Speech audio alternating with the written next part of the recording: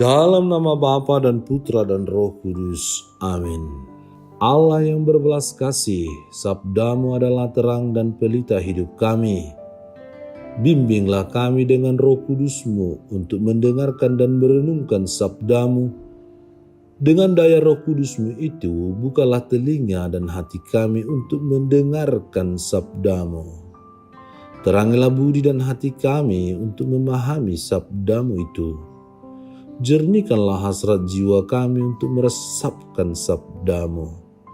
Doronglah kehendak-Mu dan tekad kami untuk mengamalkan sabdamu dalam hidup dan perutusan kami sehari-hari.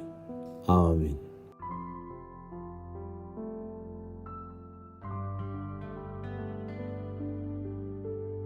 Tuhan bersamamu dan bersama rohmu.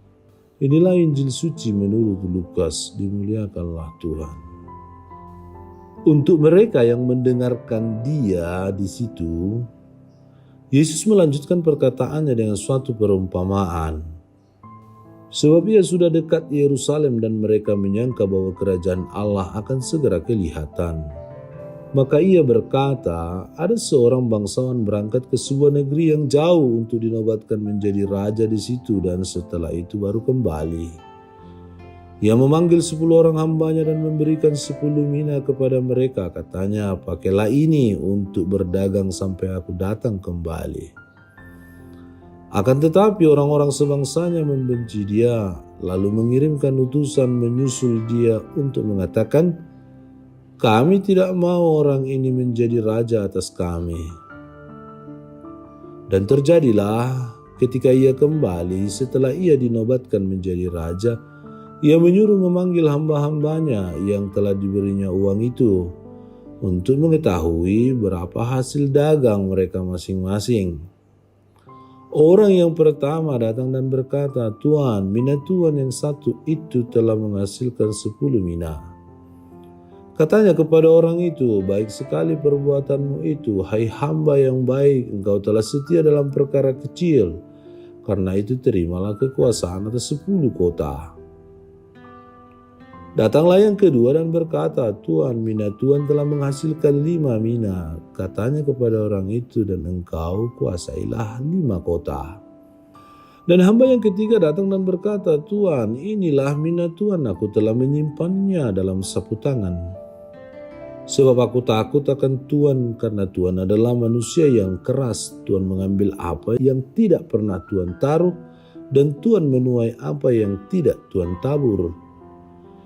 Katanya kepada orang itu, hai hamba yang jahat, aku akan menghakimi engkau menurut perkataanmu sendiri. Engkau sudah tahu bahwa aku adalah orang yang keras, yang mengambil apa yang tidak pernah aku taruh dan menuai apa yang tidak aku tabur. Jika demikian, mengapa uangku itu tidak kau berikan kepada orang yang menjalankan uang? Maka sekembaliku, aku dapat mengambilnya serta dengan bunganya. Lalu katanya kepada orang-orang yang berdiri di situ, ambillah mina yang satu itu daripadanya dan berikanlah kepada orang yang mempunyai 10 mina itu. Kata mereka kepadanya, Tuan, ia sudah mempunyai 10 mina. Jawabnya, aku berkata kepadamu, setiap orang yang mempunyai kepadanya akan diberi, tetapi siapa yang tidak mempunyai daripadanya akan diambil juga apa yang ada padanya. Akan tetapi semua seteruku ini, yang tidak suka aku menjadi rajanya, bawalah mereka kemari dan bunuhlah mereka di depan mataku. Dan setelah mengatakan semuanya itu, Yesus mendahului mereka dan meneruskan perjalanannya ke Yerusalem. Demikianlah sabda Tuhan, terpujilah Kristus. Saudara dan saudari terkasih dalam Kristus Yesus, Yesus mengajarkan tentang tanggung jawab, kesetiaan, serta keberanian dalam menjalani hidup sebagai murid-Nya. Seorang bangsawan yang hendak pergi jauh mempercayakan 10 mina kepada hamba-hambanya. Masing-masing diminta untuk mengusahakannya sampai ia kembali. Ketika ia kembali, ia menilai mereka bukan dari seberapa besar hasilnya. Ini berbicara perihal tanggung jawab, keberanian, dan kesungguhan dalam memelihara apa yang dipercayakan oleh tuannya tadi. Hal ini juga berbicara langsung kepada kita yang sering merasa kecil, tidak punya cukup talenta, atau tidak pengaruh besar, atau tidak memiliki apa-apa. Namun Yesus tidak menuntut hasil yang spektakuler. Ia mencari hati yang setia, yang berani mengusahakan, mengejar dan mengupayakan apa yang ada, meski tampak sederhana dan kecil. Hamba yang menghasilkan 10 mina dari 1 dan yang menghasilkan 5 sama-sama dipuji karena mereka setia dan bertanggung jawab. Mereka berani, mereka berjuang. Dan sebaliknya hamba yang menyembunyikan mina karena takut justru kehilangan kepercayaan. Yang memiliki persepsi pola pikir yang sempit dan jahat malahan.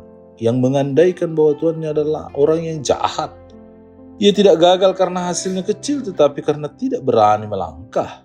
Ketakutan dan sikap pasif membuatnya kehilangan kesempatan untuk bertumbuh, berkembang, berbuah, dan menjadi berkat. Renungan ini, saudara-saudari terkasih, mengajak kita untuk tidak menyia-nyiakan mina yang Tuhan telah berikan dan percayakan. Bisa berupa waktu, talenta, relasi, pendidikan, bakat, kemampuan, bahkan luka dan pengalaman hidup yang sulit pun bisa kita jadikan menjadi mina yang berharga. Semua itu bisa menjadi ladang pelayanan jika kita kelola dengan sungguh-sungguh, dengan penuh iman, harapan, dan kasih dengan keberanian. Tuhan tidak menuntut kesempurnaan, tetapi Ia menuntut kesetiaan. Ia ingin kita menjadi hamba yang aktif dan partisipatif, bukan menjadi pasif dan parasit dalam membangun kerajaan Allah. Pertanyaan untuk kita renungkan, apakah kita sudah mengusahakan hidup kita sesuai dengan yang Tuhan minta dari apa yang kita miliki untuk kita pakai, kita kembangkan untuk membangun kerajaan Allah? Ataukah kita masih menyembunyikan segala sesuatu yang kita punya, kita miliki, karena kita takut, karena kita tidak berani? Semoga Tuhan membantu kita untuk sampai pada penghayatan dan perwujud nyataannya konkret dalam kehidupan kita. Allah Bapa yang kekal dan kuasa, perkenankan kami memelihara dan mengembangkan segala sesuatu yang diserahkan kepada kami.